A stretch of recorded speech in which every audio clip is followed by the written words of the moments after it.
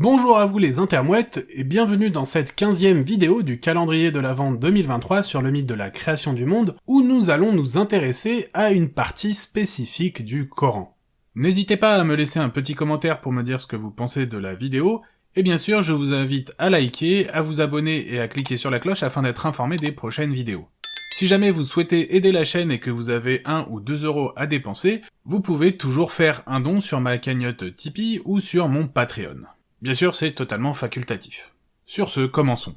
Comme je l'ai déjà expliqué, le récit de la Torah est le récit de base des religions abrahamiques. Ce dernier, traduit via le grec et le latin, est repris tel quel dans la Bible sous le nom de l'Ancien Testament, faisant ainsi un distinguo avec toute l'histoire de Jésus et des apôtres, qui est compilée dans ce qui est nommé le Nouveau Testament. Ce qui fait qu'à part quelques différences dues à la traduction, et qui est le fait de base de toutes les traductions du monde, si l'on peut perdre quelques idées ou sous-entendus d'une langue à l'autre, le récit reste néanmoins strictement identique. Raison pour laquelle, dans les vidéos, j'ai parlé quasiment à chaque fois de la Torah comme si c'était la seule source, parce qu'elle est le récit de l'histoire, et que j'ai ignoré les autres religions qui en sont des copies.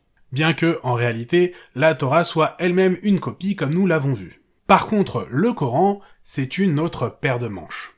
C'est un texte extrêmement mal rédigé, rempli de lourdeurs inutiles, qui ne font qu'entrecouper le récit en répétant des louanges à Allah ou à Mahomet. Et comme si c'était pas assez indigeste comme ça, le récit n'est même pas par ordre chronologique. Et si vous pensiez que c'était déjà très chiant à lire tel quel un livre, eh ben vous auriez parfaitement raison, mais il en faut quand même un peu plus dans le n'importe quoi, puisque dans le Coran, les différentes histoires sont découpées dans plusieurs sourates. Ce qui fait que pour avoir une histoire qui se suive, il faut sans cesse faire des allers-retours, et que lorsque vous faites la lecture d'une sourate dans son intégralité, on n'a que des morceaux de plusieurs histoires sans lien les unes avec les autres. C'est un peu ce qu'on retrouve dans Pulp Fiction, sauf que là, c'est avec zéro talent. Franchement, s'il y avait un niveau 0 de la rédaction, le Coran se situerait avec aisance au 8e sous-sol de la médiocrité. Enfin bon, comme nous l'avons vu, la version musulmane de la création reprend peu ou prou les mêmes passages que les autres religions abrahamiques qui l'ont précédée. Cependant, elle y ajoute des petits passages qui ne sortent de nulle part. En premier lieu,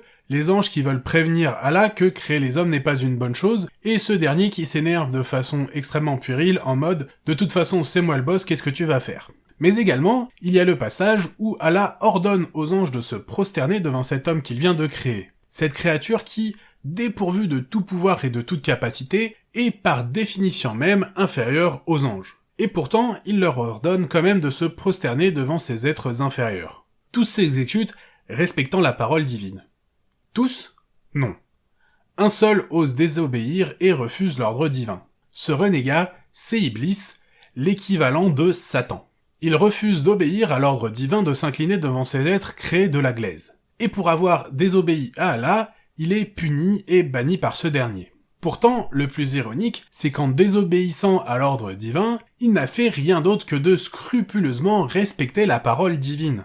Mais pas la même. En effet, Allah, comme toutes les autres versions du dieu soi-disant unique des religions abrahamiques, est un dieu jaloux, à l'ego surdimensionné, et qui refuse que qui que ce soit d'autre que lui ne soit glorifié ou sanctifié. Donc, il interdit de fait de se prosterner devant quelqu'un d'autre ou quelque chose d'autre que lui. En refusant ainsi de se prosterner devant Adam, Iblis ne fait donc que prendre en compte cette interdiction divine de ne se prosterner que devant lui. Et pour avoir respecté cette parole divine, Iblis est puni, car il n'a pas respecté l'autre parole divine imposant de se prosterner devant Adam. Le problème, c'est que là, on peut très bien voir, pour peu que l'on y prête attention 2 secondes, qu'avec cette demande formulée par Allah aux anges de se prosterner devant Adam, il n'y a aucune issue favorable. Car soit, comme Iblis, un ange refuse et Allah peut alors le punir pour n'avoir pas respecté son ordre de se prosterner, soit, comme tous les autres anges, il accepte de se prosterner, mais alors ne respecte pas l'ordre de ne se prosterner que devant Allah, méritant ainsi une punition. Et si Allah ne semble pas avoir de problème avec le fait de respecter l'ordre qu'il vient de donner, il faut néanmoins reconnaître que tous ces anges ont bel et bien désobéi à l'ordre divin de ne se prosterner que devant lui uniquement. En gros, sa proposition c'est pile tu échoues et face tu gagnes pas.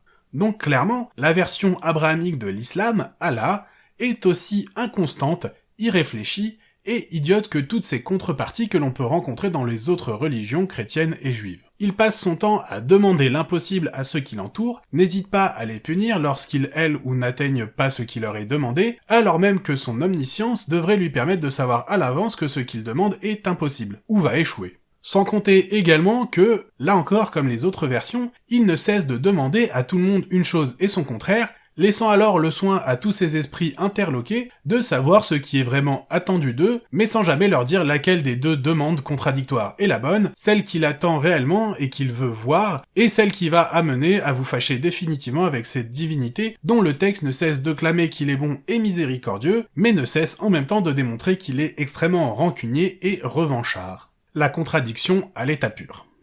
Techniquement, ce qu'il faut savoir, c'est que les religions sont remplies d'une proportion extrêmement importante de conneries. Et le Coran ne fait pas du tout exception à cette règle. Lorsqu'il reprend les mêmes passages que la Torah ou la Bible, il ne prend pas la peine d'en corriger les imperfections et les contradictions, et lorsqu'il ajoute ses propres passages qui n'existaient pas avant, c'est pour rajouter une couche de n'importe quoi. On le voit, sitôt Adam créé, avec cet ordre donné aux anges par Allah de se prosterner devant cet homme qui leur est en tout point inférieur. Son but c'est semble-t-il uniquement de les humilier. Si la plupart s'exécutent, un seul ose tenir tête, Iblis, l'équivalent de Satan, qui sera puni pour son insolence.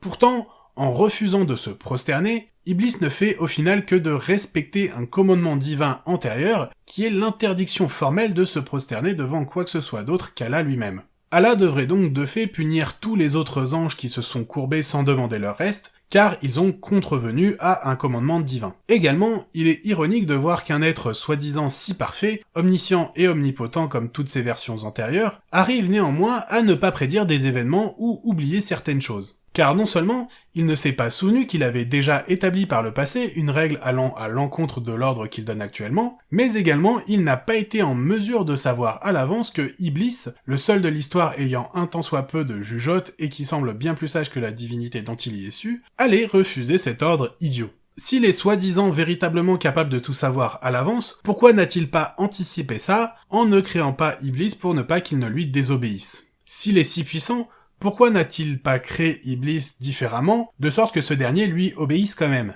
Et s'il est si parfait, pourquoi a-t-il totalement oublié qu'il avait déjà donné un ordre contradictoire? Encore une fois, on voit que les religions ne sont qu'un tissu de mensonges, et que les croyants ne font que jouer à qui a le meilleur ami imaginaire qui est le plus parfait.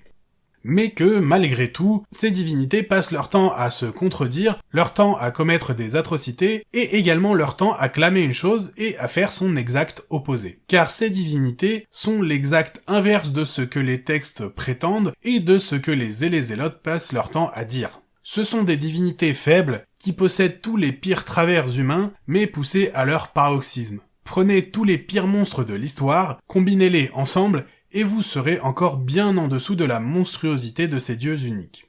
Toutes ces actions de meurtre de masse, de chantage, de corruption sont reconnues universellement comme monstrueuses lorsqu'elles sont le fait d'êtres humains, mais deviennent subitement acceptables et faisant partie d'un plan qui nous est impossible de comprendre lorsqu'elles sont perpétrées par un dieu. Car ces dieux ne sont au final pour les humains qu'un exutoire, leur permettant, en plus de donner une justification au monde qui les entoure, et aux lois qui les gouvernent, de profiter de la jouissance de voir dans une histoire un être capable de telles prouesses que nous ne pourrons jamais accomplir. Un peu comme tous ces récits, tous ces films, toutes ces BD, où l'on prend en modèle des êtres au pouvoir qui nous dépassent, créés pour nous faire rêver.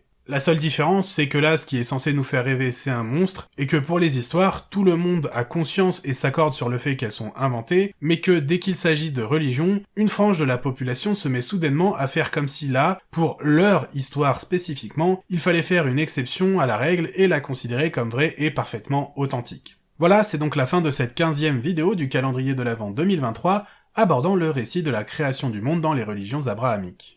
Avant de partir, prenez le temps de laisser un petit commentaire sous cette vidéo afin d'améliorer son référencement. Pas besoin d'écrire un roman, je vous rassure, un simple mot ou un smiley suffira amplement.